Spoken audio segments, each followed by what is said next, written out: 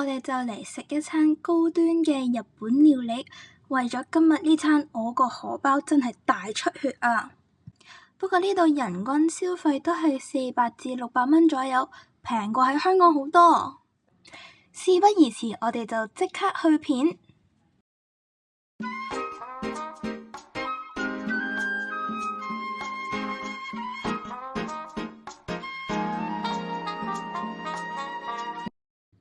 我哋今次去嘅餐廳就係叫做聖善日本料理。去餐廳最快嘅方法就係喺深圳灣口岸搭的士過去，車程係11分鐘，車費就大概係11蚊。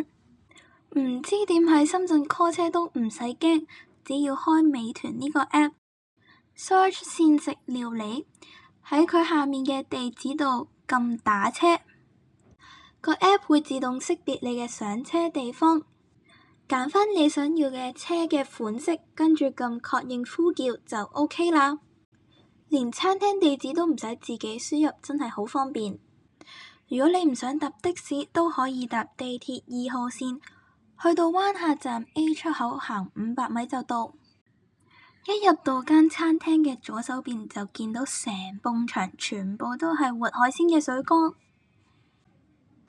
入面就有我哋陣間會食嘅松葉蟹、鯛魚、章紅魚，仲有啲好大隻嘅象拔蚌同埋4頭鮑，你睇下仲大過我隻手掌。佢呢度嘅日式裝修好精緻同埋優雅，門口仲有一個唔知係木定係竹整嘅船仔。隔離呢度嘅吧台就可以睇住師傅整鐵板燒。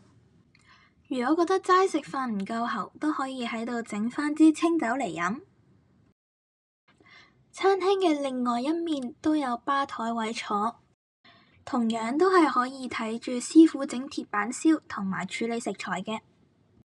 吧台隔離都有啲卡位坐，私隱度都好高。餐廳入面仲有14間包廂，佢哋嘅名全部都係攞日本嘅月份嚟命名嘅。首先就係一啲榻榻米形式嘅包廂，可以容納到2至6個人。佢啲裝修真係好靚，搞到我好似去咗日本玩咁。如果係想過嚟慶祝生日嘅話，可以喺訂房嘅時候同餐廳講埋，佢哋會幫你佈置埋間包廂。如果有時間嘅話，仲會整一個日式小蛋糕添。聽到呢度，可能有人會話，榻榻米坐低同起身都幾唔方便喎。唔使擔心，呢度仲有其他房間俾大家做選擇。佢呢間房真係好誇張，連投影機都裝埋。老闆話只要將呢個屏風拉開咗，就可以同隔離房打通。2間房拍埋容納20-30個人都唔係問題。咁因為我哋今次係6個人嘅聚餐，所以我哋就嗌咗2個2人餐同埋2個1人餐。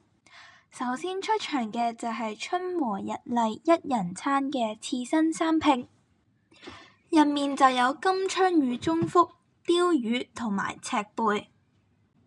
啲刺身真係好厚，同埋好鮮甜，好新鮮，食落口真係超級爽同滿足。油甘魚配黑松露，咁佢個醬呢就係有少少辣嘅，但係連埋個黑松露就好香，同我哋平時齋點 wasabi 嘅食法唔同。酒煮鮑魚配乾醬，啲鮑魚肉呢係好結實同埋彈牙嘅，食得出佢係真係新鮮食材煮出嚟嘅。最特別嘅就係佢底下嘅呢層乾醬，佢係攞清酒同埋鮑魚嘅乾一齊煮完之後，再加埋味淋等等日本嘅調味料之後整成嘅，而且味道都唔腥。我之前仲以為鮑魚嘅乾係唔食得嘅添。京葱牛脷，我本身以為呢啲牛脷應該係熱㗎啦，點知佢係冷盤喎。佢個牛脷都幾厚肉嘅，咁味道都係中規中矩。不過我都係鍾意食鐵板燒嘅熱辣辣嗰隻嘅牛脷咯。跟住呢碟餸就特別啦，叫做金雕臘鱗燒。顧名思義呢，就係將啲魚鱗立起嚟啦，跟住呢，就燒到佢脆卜卜咁樣，夾落去嗰陣時呢，真係咔嚓咔嚓聲咁樣。下面就係配咗啲百香果嘅醬，連埋嚿魚一齊食落口，就係清香入面帶住啲鮮甜味。整體嚟講就係好清新，一啲都唔會油膩。喺呢度食壽司，原來係可以唔使點豉油噶。聽啲職員講，原來每一件壽司上面佢哋都會鋪一層薄薄嘅豉油，等啲客人唔會因為點豉油搞到成個飯團都散晒。嚟到成個一人餐嘅重頭戲，海膽塔塔座金槍魚蓉，最上面嗰層一睇就知係海膽啦，係咪？下面呢就有磨成蓉嘅金槍魚同埋飯。最底嗰層就有啲似我之前食過嘅一種零食，佢就係將兩片紫菜夾住啲芝麻，跟住整到佢脆卜卜咁。最出面就包咗一層紫菜。呢個海膽塔塔真係好好食，海膽同埋金槍魚蓉嘅口感好綿密，而佢最底嘅紫菜同埋芝麻又好脆，令到佢成個口感都好有層次。海膽同埋金槍魚呢兩個海鮮就唔使我多講啦，都係好鮮甜嘅。炭燒格子腿，佢側邊有配啲辣粉，我個人就覺得佢唔係好辣，但係點完啲辣粉之後再食啲肉呢，就真係吊晒味，好香。佢就咁呢隻腳上面呢，雖然肉唔係好多啦，但係呢連埋啲皮一齊食呢，係又香又脆。介紹完春和日麗一人餐之後呢，我哋就嚟睇下啲二人餐。今次出場嘅係鮮活松葉蟹二人餐。喺隻松葉蟹俾我哋食落肚之前，餐廳嘅職員就會拎出嚟俾我哋睇下，證明呢個係新鮮嘅松葉蟹。仲有咁大隻蟹，係人都想打卡留個念啦。跟住落嚟，佢就會介紹一下個松葉蟹會整成啲咩餸。個蟹鉗同半個蟹身呢係做鐵板嘅，原汁原味。咁仲有半個蟹身呢係做醋凍。咁有6個大腳啦，4個做刺身，2個炸天婦羅，跟住個高個蒸蛋嘅。茶碗蒸就係上面有一層黑松露嘅湯，咁連埋啲蛋呢就係又滑又香。松葉蟹醋凍上面就有一個海膽嘅，咁個醋凍呢都幾酸下㗎，但係就好開胃。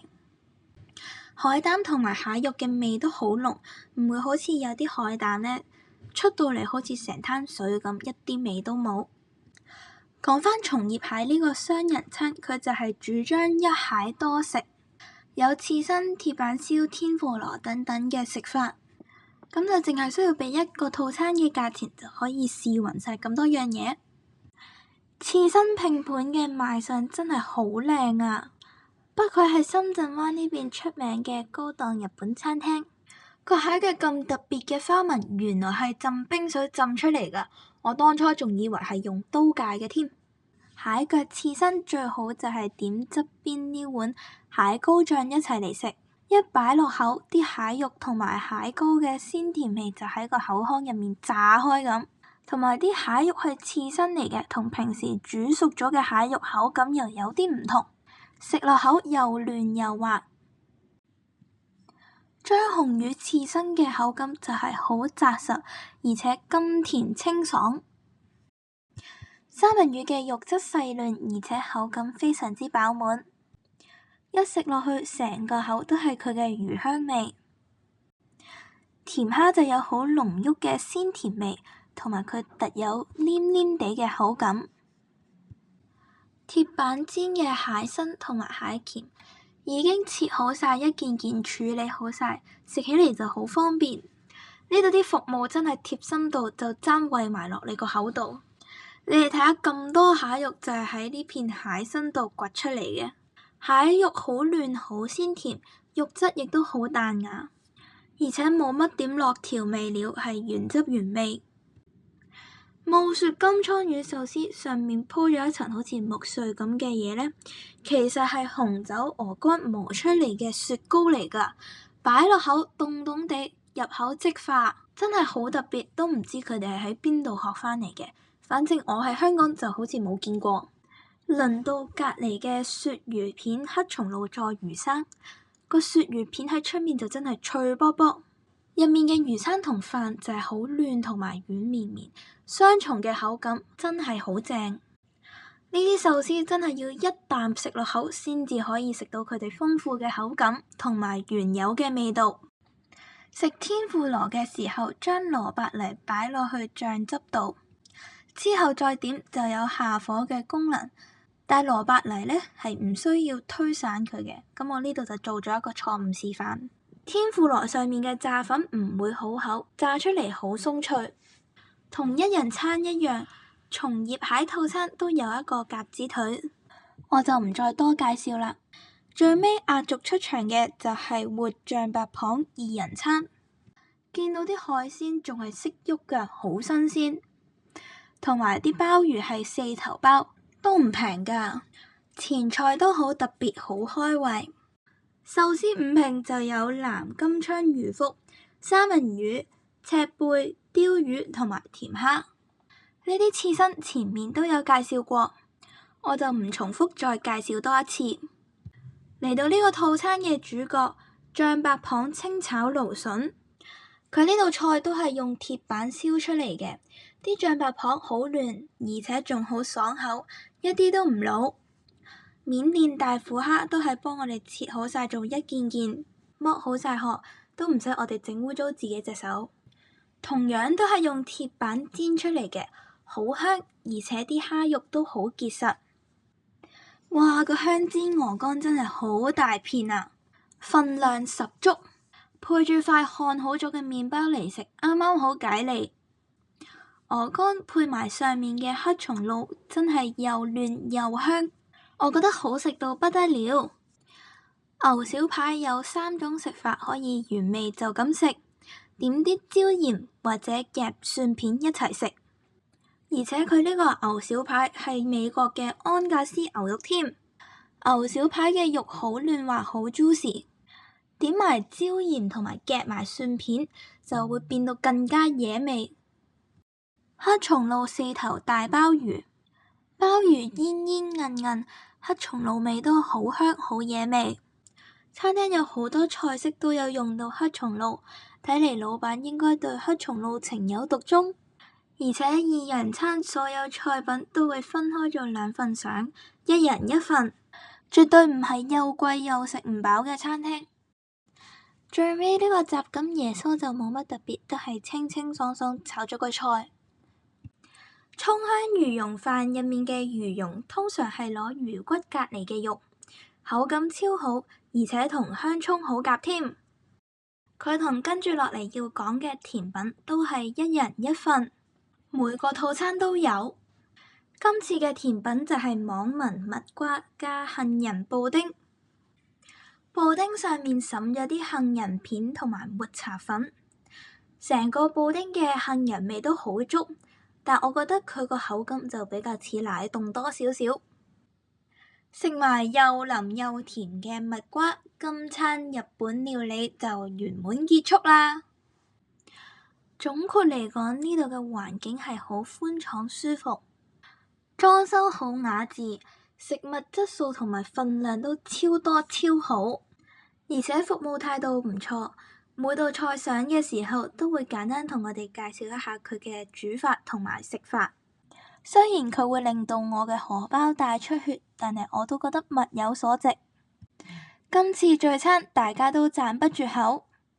食完飯如果有時間都可以去蛇口市場行下，聽講嗰度有唔少價廉物美嘅嘢食，或者可以去深圳灣公園度散下步、踩下單車，嗰度風景都唔錯。